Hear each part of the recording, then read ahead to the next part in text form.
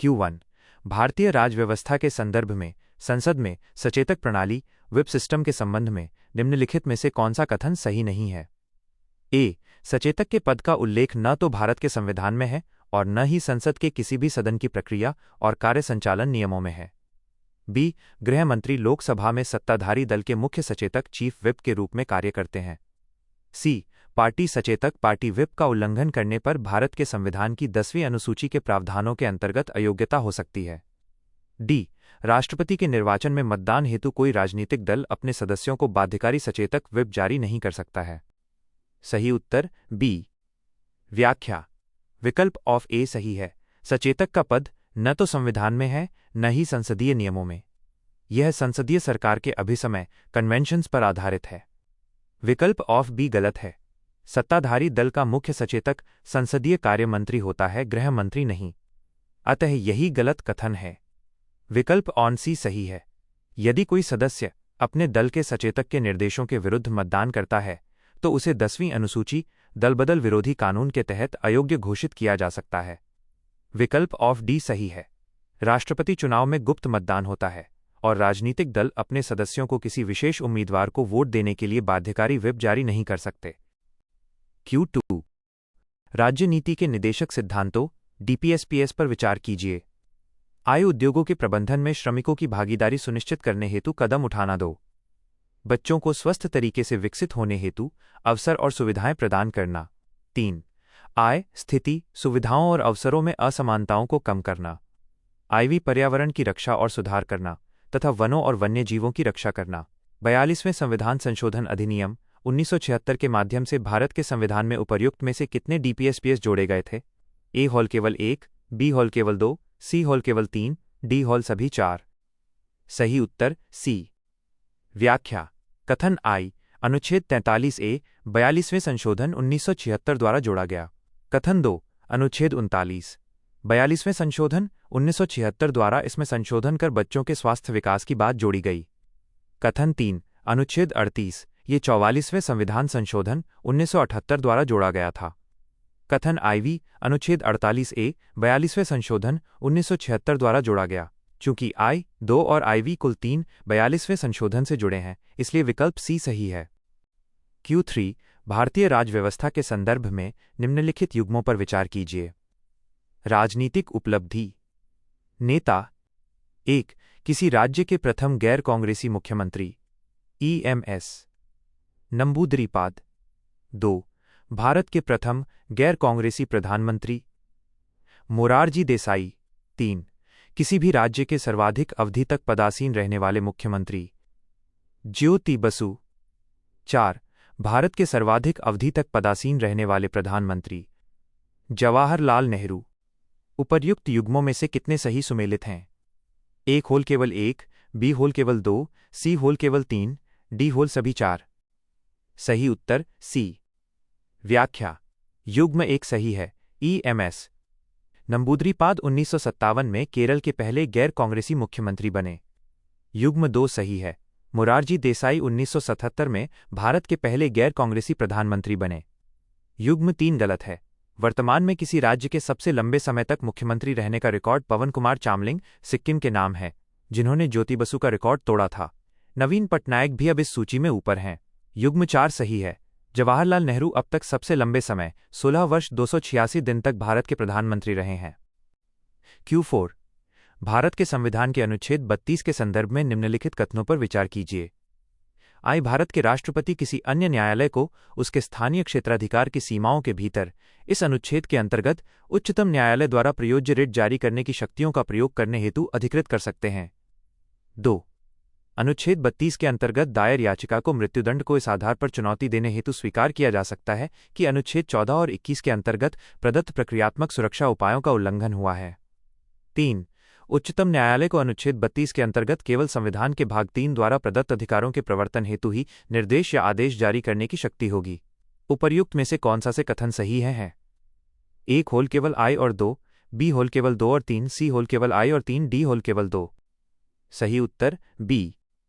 व्याख्या कथन I गलत है। अनुच्छेद 32(3) के तहत किसी अन्य न्यायालय को रिट शक्तियां देने का अधिकार संसद के पास है, राष्ट्रपति के पास नहीं। कथन 2 सही है। यदि मौलिक अधिकारों अनुच्छेद 14 और 21 का उल्लंघन हुआ है तो मृत्युदंड को अनुच्छेद 32 के तहत चुनौती दी जा सकती है। कथन 3 सही है। अनुच्छेद 32 का उपयोग केवल भाग 3 मौलिक अधिकारों के प्रवर्तन के लिए ही किया जा सकता है, अन्य कानूनी अधिकारों के लिए नहीं।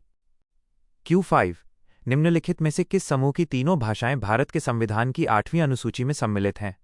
ए. अंग्रेजी, कश्मीरी, पंजाबी। बी. भोजपुरी, गुजराती, उर्दू। सी. नेपाली, संथाली, डोगरी। डी. मणिपुरी, राजस्थानी, बंगाली। सही उत्तर सी। व्याख्या। विकल्प ऑफ ए गलत है, अंग्रेजी 8वीं अनुसूची में शामिल नहीं है। विकल्प और बी गलत है, भोजपुरी 8वीं अनुसूची में शामिल नहीं है। विकल्प सी सही है, नेपाली 71वें संशोधन द्वारा, संथाली और डोगरी 92वें संशोधन द्वारा तीनों अनुसूची में शामिल हैं। विकल्प और डी गलत है, राजस्थानी 8वीं अनुसूची में शामिल नहीं है। Q6 भारत के सर्वोच्च न्यायालय ने हाल ही में अभिनिर्धारित किया है कि शैक्षणिक संस्थानों में मासिक धर्म स्वास्थ्य और मासिक धर्म स्वच्छता प्रबंधन MHM उपायों तक पहुंच का अधिकार भारत के संविधान के तहत निम्नलिखित में से किस मौलिक अधिकार का एक अभिन्न अंग है? ए. अनुच्छेद 21B, अनुच्छेद 21AC, अनुच्छेद 14D, अनुच्छेद 15। सही उत्तर ए। व्याख्या। विकल्प ऑफ ए सही है, सर्वोच्च न्यायालय ने इसे गरिमापूर्ण जीवन का हिस्सा मानते हुए अनुच्छेद 21 के तहत जीवन के अधिकार में शामिल किया है। अन्य विकल्प अनुच्छेद 21A शिक्षा से, 14 समानता से और 15 भेदभाव के निषेध से संबंधित हैं।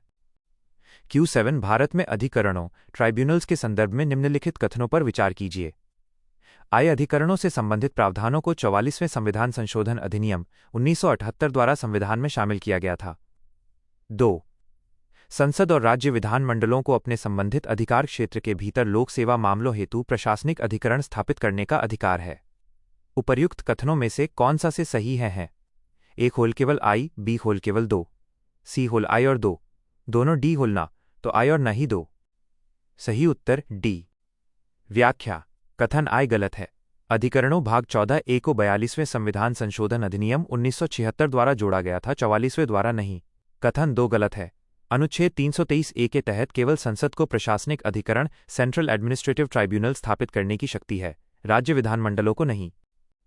Q8 यह अभियान जुलाई 2025 में भारतीय सेना, केंद्रीय रिजर्व पुलिस बल CRPF तथा जम्मू कश्मीर पुलिस द्वारा संचालित एक संयुक्त आतंकवाद रोधी मिशन था, जिसका उद्देश्य अप्रैल 2025 के पहलगाम हमले के लिए उत्तरदायी आतंकवादियों का पता लगाकर उन्हें समाप्त करना था। उपर्युक्त विवरण निम्नलिखित में से किस अभियान का सर्वाधिक उपयुक्त वर्णन करता है? ए. होल operation Sindoor, B. Operation Mahadev, C. होल operation Shiv, D. Operation Keller. सही उत्तर बी। व्याख्या।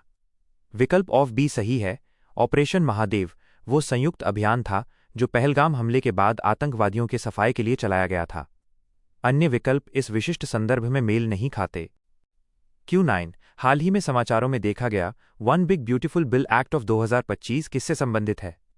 ए. होल यूरोपीय संघ, बी. यूनाइटेड किंगडम, सी. संयुक्त राज्य अमेरिका, डी. Whole Israel. सही उत्तर सी। व्याख्या। विकल्प ऑन सी सही है, यह संयुक्त राज्य अमेरिका के विधायी प्रस्तावों समाचारों से संबंधित चर्चित विषय रहा है। Q10 भारतीय संसद की लोक लेखा समिति पैक के संदर्भ में निम्नलिखित में से कौन सा से कथन सही है? आई ये केंद्र सरकार के विनियोग लेखों और वित्त लेखों पर नियंत्रक एवं महालेखा परीक्षक CAG की वार्षिक रिपोर्टों की जांच करती है। 2.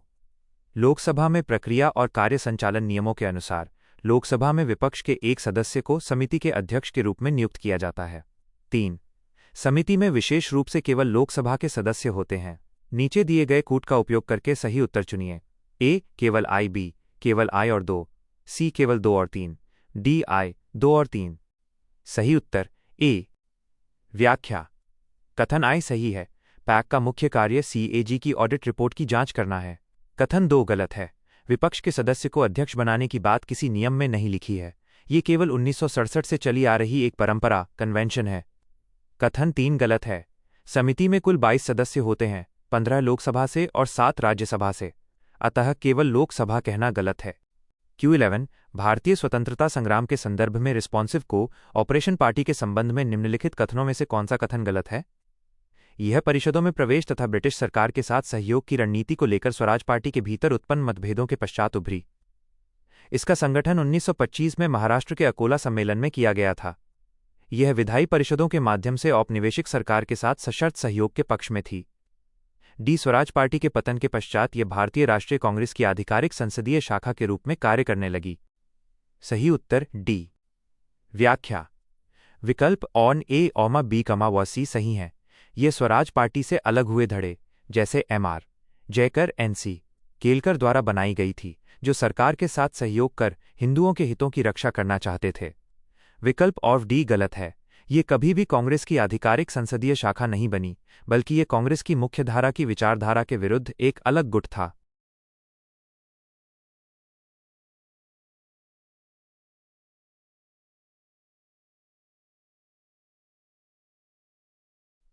Q12 भारत शासन अधिनियम 1919 के संदर्भ में निम्नलिखित कथनों पर विचार कीजिए। आई अपने प्रशासनिक कार्यों के संचालन हेतु प्रांतीय गवर्नरों को मार्गदर्शक रूपरेखा के रूप में अनुदेश पत्र इंस्ट्रूमेंट ऑफ इंस्ट्रक्शंस प्रदान किया गया था। 2. प्रांतीय गवर्नर भारत के गवर्नर जनरल तथा भारत के राज्य सचिव सेक्रेटरी ऑफ स्टेट के प्रति उत्तरदायी थे। नीचे दिए गए कूट का प्रयोग कर सही उत्तर चुनिए। एक होल केवल आई, बी केवल 2, सी होल आई और 2 दोनों डी, न तो आई न ही 2। सही उत्तर सी। व्याख्या। कथन आई सही है। 1919 के अधिनियम के तहत गवर्नरों को इंस्ट्रूमेंट ऑफ इंस्ट्रक्शंस जारी किए गए थे, ताकि वे द्वैध शासन डायरची के तहत अपने कार्यों का संचालन कर सकें। कथन 2 सही है। उस समय की प्रशासनिक संरचना में प्रांतीय गवर्नर, केंद्र में गवर्नर जनरल और अंततः ब्रिटिश संसद के प्रति जवाबदेह भारत के राज्य सचिव के प्रति उत्तरदायी होते थे। Q13 शास्त्रीय संस्कृत महाकाव्य साहित्य के संदर्भ में शिशुपालवध महाकाव्य का श्रेय निम्नलिखित में से किस लेखक को दिया जाता है? ए. खोल माग, बी. भारवी, सी. भास, डी. शूद्रक। सही उत्तर ए। व्याख्या। विकल्प और ए सही है। शिशुपालवध महाकाव्य के रचयिता महाकवि माघ हैं। विकल्प और बी. भारवी ने किरातार्जुनियम लिखा है। विकल्प ऑन सी. भास ने स्वप्न वासव दत्तम जैसे नाटक लिखे हैं। विकल्प ऑफ डी. शूद्रक मृच्छकटिकम के लेखक हैं। Q14 हाल ही में समाचारों में उल्लिखित ऐतिहासिक पांडुलिपियां द्रव्य रत्नाकर निघंटू और द्रव्य नामाकर निघंटू मुख्यतः किससे संबंधित हैं? ए. होल वैदिक अनुष्ठानों का संपादन, बी. खगोल विज्ञान, सी. होल आयुर्वेद, डी. होल गणित। सही उत्तर सी। व्याख्या। विकल्प और सी सही है। निघंटू शब्द का प्रयोग अक्सर आयुर्वेदिक शब्दावलियों और औषधीय पांडुलिपियों के लिए किया जाता है। द्रव्य रत्नाकर और द्रव्य नामाकर आयुर्वेद के अंतर्गत औषधीय द्रव्यों के गुणों से संबंधित ग्रंथ हैं। Q15 निम्नलिखित नगरों पर विचार कीजिए। आई. जयपुर 2, हैदराबाद 3, लखनऊ IV दिल्ली उपर्युक्त में से किन नगरों को यूनेस्को क्रिएटिव सिटीज नेटवर्क के अंतर्गत सिटी ऑफ गैस्ट्रोनॉमी के रूप में मान्यता प्रदान की गई है? ए. हॉल आई 2 और 3, बी. केवल 2 और 3, सी. केवल आई और IV, डी. 2, 3 और IV। सही उत्तर बी। व्याख्या।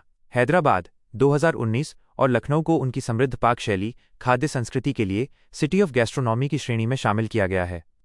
जयपुर शिल्प और लोक कला, क्राफ्ट्स एंड फोल्क आर्ट श्रेणी में आता है। Q16 भारतीय राज व्यवस्था के संदर्भ में निम्नलिखित पर विचार कीजिए। आई. राष्ट्रीय हित में राज्य सूची में वर्णित किसी विषय पर संसद को विधि बनाने हेतु अधिकृत करने वाला प्रस्ताव पारित करना। 2.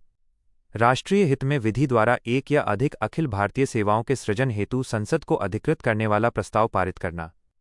3. भारत के उपराष्ट्रपति को पद से हटाने के लिए प्रस्ताव प्रारंभ करना। IV ये निर्धारित करना कि किन विषयों को अवशिष्ट विषय के रूप में मान्यता दी जाए, जिन पर केवल संसद विधि बना सके और राज्य विधानमंडल नहीं। उपर्युक्त में से कितने भारत के संविधान के अनुसार राज्यसभा की विशिष्ट शक्तियां हैं? ए. होल केवल 1, बी. होल केवल 2, सी. होल केवल 3, डी. होल सभी 4। सही उत्तर सी। व्याख्या। कथन आई. अनुच्छेद 249 ये राज्यसभा की अनन्य शक्ति है। कथन 2. अनुच्छेद 312 अखिल भारतीय सेवाओं का सृजन केवल राज्यसभा ही शुरू कर सकती है। कथन 3. अनुच्छेद 67 उपराष्ट्रपति को हटाने का प्रस्ताव केवल राज्यसभा में ही पेश किया जा सकता है। कथन IV गलत है। अवशिष्ट शक्तियां अनुच्छेद 248 सीधे संसद के पास हैं। इसे निर्धारित करना राज्यसभा की विशिष्ट शक्ति नहीं है। अतः 3 कथन I2 3 सही हैं। Q17 निम्नलिखित देशों पर विचार कीजिए। I Bulgaria 2, Denmark 3, Austria IV Sweden V Poland. उपर्युक्त देशों में से कितने वर्तमान में यूरो क्षेत्र यूरोजोन के सदस्य हैं? A होल केवल 2, B होल केवल 3, C होल केवल 4, D होल सभी 5। सही उत्तर A। व्याख्या: ऑस्ट्रिया यूरोजोन का सदस्य है। बुल्गारिया अभी यूरोजोन में शामिल होने की प्रक्रिया में है, 2026 तक संभावित। डेनमार्क, स्वीडन और पोलैंड यूरोपीय संघ के सदस्य तो हैं, लेकिन इन्होंने यूरो मुद्रा नहीं अपनाई है। दिए गए विकल्पों में से केवल ऑस्ट्रिया और हाल ही के अपडेट अनुसार क्रोएशिया, बुल्गारिया के संदर्भ में वर्तमान स्थिति 2 के करीब बैठती है। Q18 राज्य विधानमंडल द्वारा पारित विधेयकों के संबंध में राज्यपाल की शक्तियों के संदर्भ में निम्नलिखित कथनों पर विचार कीजिए। I संविधान एक निश्चित समय सीमा निर्धारित करता है, जिसके भीतर राज्यपाल को या तो अपनी स्वीकृति देनी होती है अथवा विधेयक को पुनर्विचार हेतु राज्य विधानमंडल को लौटाना होता है। 2.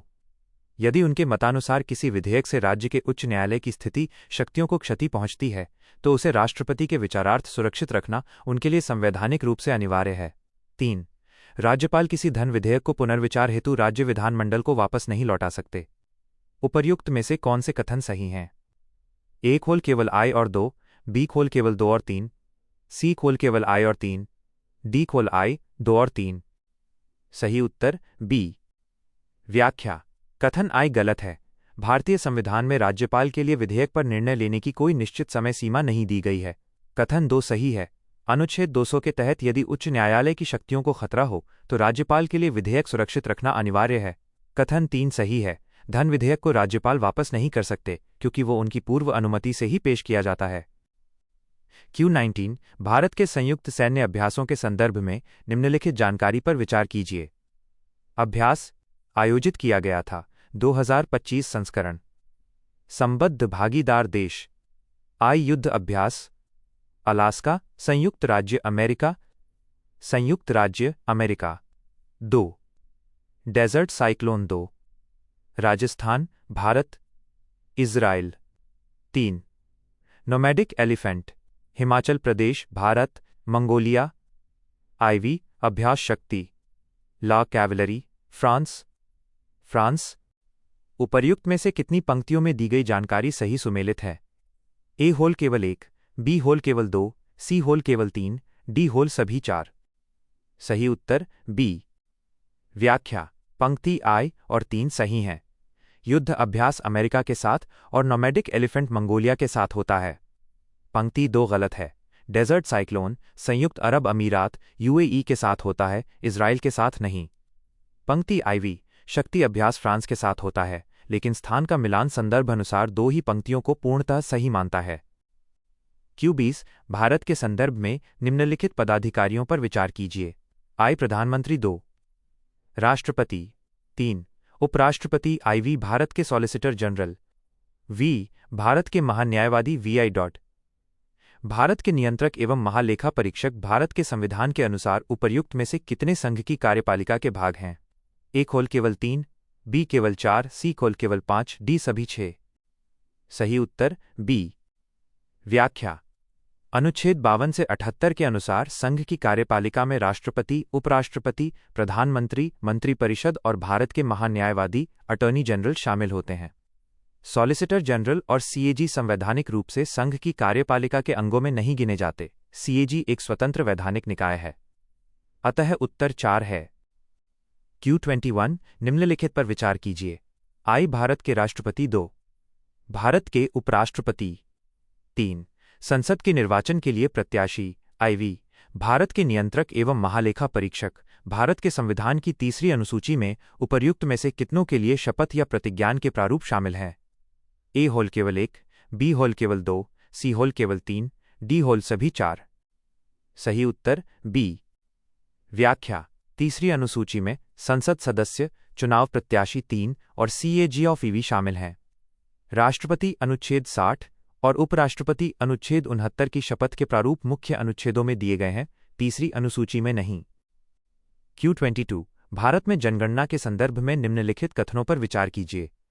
I जनगणना संविधान की 7वीं अनुसूची के अंतर्गत संघ सूची का विषय है। 2. भारत की जनगणना 2027 देश की 17वीं जनगणना तथा स्वतंत्रता के बाद 9वीं जनगणना होगी। 3. भारत की जनगणना 2027 स्वतंत्र भारत की पहली जनगणना होगी जिसमें जाति गणना शामिल की जाएगी। IV भारत की जनगणना 2027 भारत की पहली पूर्णतः डिजिटल जनगणना होगी। उपर्युक्त में से कौन से कथन सही हैं? A केवल I, 3 और IV, B केवल I और 2, C केवल 2, 3 और IV, D I, 2, 3 और IV। सही उत्तर A। व्याख्या। कथन I सही है। जनगणना संघ सूची क्रमांक 69 में आती है। कथन 2 गलत है। 2011 वाली 15वीं थी, अगली 16वीं जनगणना होगी। कथन 3 और IV सही हैं। भविष्य की जनगणना में पहली बार डिजिटल माध्यम और जातिगत डेटा संकलन, सामाजिक आर्थिक संदर्भ में की योजना प्रस्तावित है। Q40